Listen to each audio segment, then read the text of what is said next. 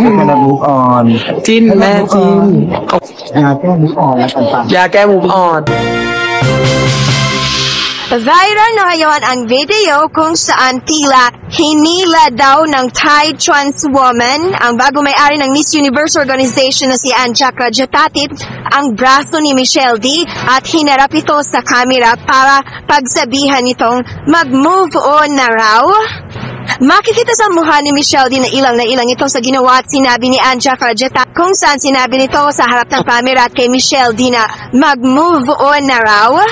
Makikita rin na talak ng talak ang Thai trans woman.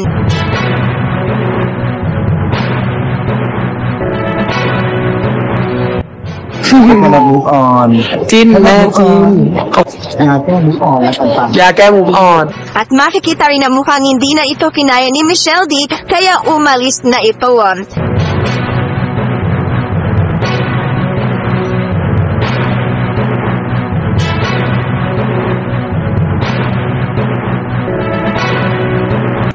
Pero tuloy pa rin sa pagtalak si Anja Krajatatit na mag-move on na raw. Nag-viral ang nasabing video dahil maraming video ni Anja Krajatatit ang kumalat kung saan talak ng talak ito at sinabing mag-move on na raw.อย่า move on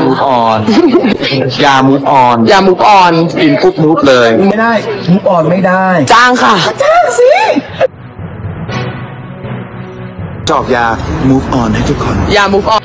Hindi ito kinatuwa ng ilang pageant fans kaya hindi nila napigilang buweltaan si Anja Krajatatit. Ayon sa isang netizen, malaki raw ang nahita ni Anja Krajatatit sa mga Pinoy pageant fans dahil malaking pera ang ginastos ng mga Pinoy pageant fans para sa botohan to support Michelle D. Tapos ang dali raw nitong sabihin na mag-move on na. May isa pang netizen na nagkomento na tila ginamit lang daw ang Philippines. Narito pang ilan sa mga komento at reaksyon ng mga netizen sa viral na video na ito.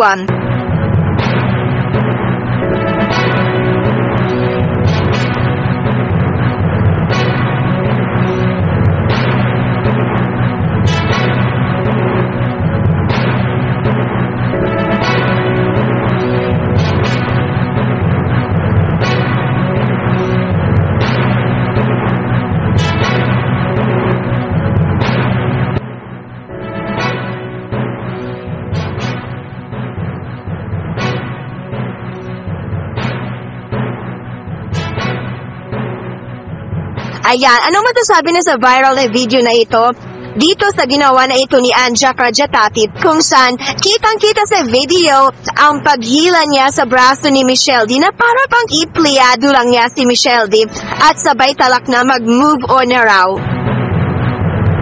จอกยา move on ให้ทุกคน อย่า move on